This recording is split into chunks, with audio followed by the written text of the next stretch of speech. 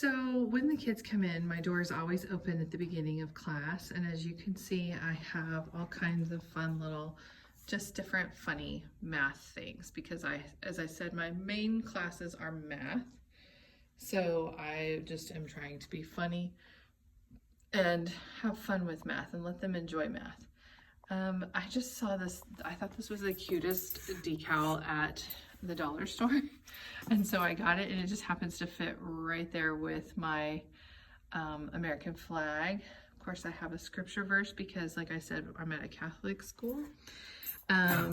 We have a big giant bottle of hand sanitizer, Kleenex. This is what we wash our tables with. It's a special alcohol mix that they make for us. This is my post box. If anybody had anything that they wanted me to know about specifically, that's how I would know about it. Then we have our schedule. It's posted for the students to see. I also change it every day so that they can see it. I keep my lunch there, and these are the greatest things. I found these at the Target dollar spot earlier this year, and they have just been such lifesavers. I use them all the time for just different things. This is my turn-in work area. That's my lost and found, that chevron tray. And then these are just extra novel studies and things that I'm trying to keep down there. Earlier this year, we read Where the Red Fern Grows, and no one knew what chapter they were on. So we started working on Roman numerals, which is also something they need to be working on anyway. As you can see, most of the time I use this for my Expo markers and eraser, and I usually use this. We catch spiders with it, and we do games for our parties in that. That apparently has been the most use that those two things have gotten, but they've come in handy. So that's just what I have this big dedicated board. I do most of my math work there. I clean it every couple days. As you can see, it's kind of grimy with the red when you use the red marker. And then I have this big space for all of my different homeworks. And I do this because I think it's important for, number one, students need to see what they're doing that day. You need to have lunch available, but then we also need to have homework that's working so that they can just go down the list. So this goes in order of the way that they have their classes.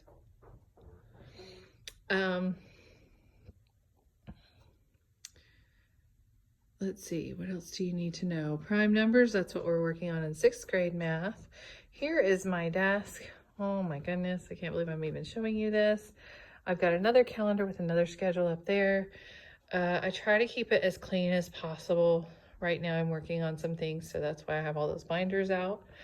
And this is a project that we did when we were studying Egypt earlier this year.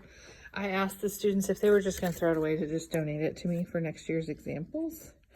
And so we did like a map and a hierarchy of social structure. We did a Venn diagram, a timeline, and I was really proud of a lot of their work. They did a really terrific job on that.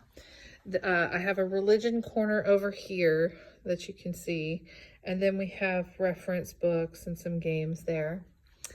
Here we have, this is like a puzzle piece thing. This related to one of our religion classes, just telling us a little bit more about each student.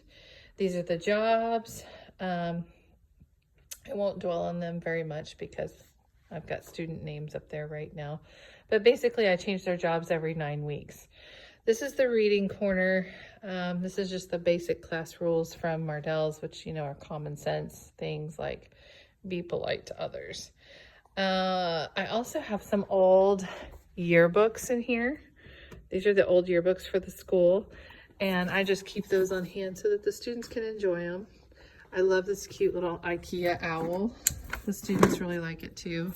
I just have to remember to turn it off because I can't see it from where my desk is at. Then we've got, of course, the reading chair, which is, I just alternate who can sit in that while we're doing literature. I let them take the pillows and use them everywhere. The basketballs and the different balls for recess. And then we have different backpacks and lockers. Everybody gets 2 of those lockers right now because they're so spaced out. This is my social studies area. I don't have it marked because I change it up quite a bit as we're going through different areas of the world. Then I'll change up the maps and the information. As you can see, we really use this lower bookcase. It's completely empty usually, but when the students aren't here, but when they are here, man, it gets used a lot. They use it for all different kinds of things. This is just my math extras, posters and things, just to kind of give them helpful hints. I've got a reminder about no cell phones. And then this is my social studies wall again, because I always keep up the world and the US maps, but if we're working on a particular area, like say Asia, which we just finished up, ancient China, then I'll pull out my National Geographic. And I do see the students stop by here and just take a look. Sometimes they just want to talk about different areas of the world, so I'll have them get up and come and point things out. This is my wonderful smart board. I don't know how I did it before that. I've got a camera so I can zoom with everybody from my smart board if I want. This is where we do our announcements. This is my table, my polka dot table. I call this the polka dot table. This is an oilcloth. I got it on sale for like $3 a yard, which is amazing for oilcloth. If you know anything about it, it's like a plasticized fabric that you can wipe off easily, which I need to do now. I have my electric pencil sharpener over here. I had my other one right there. That's like our ancient one. And then I just have some other information, my grading scale, the birthday chart, which I don't want to put up there because I have names on there. Just different things that show about the school, our conduct policy, and how we take away points for doing different things. But yeah, we've got the recycle bin, the trash bin, which is horrendous. I'm planning on painting that polka dots later to match my polka dot theme here. But that's a quick look around my room. I hope you enjoyed the tour. You can see that they've been working on some math together. We do have some groups that I have worked together, and that seems to work really great. Uh-oh, somebody left their door open. So yeah, there you go. That's a 360 of my classroom. I hope you enjoyed it, and like, subscribe, do all of that. And if you have any questions or comments, put them below. Thanks so much. See you guys next time.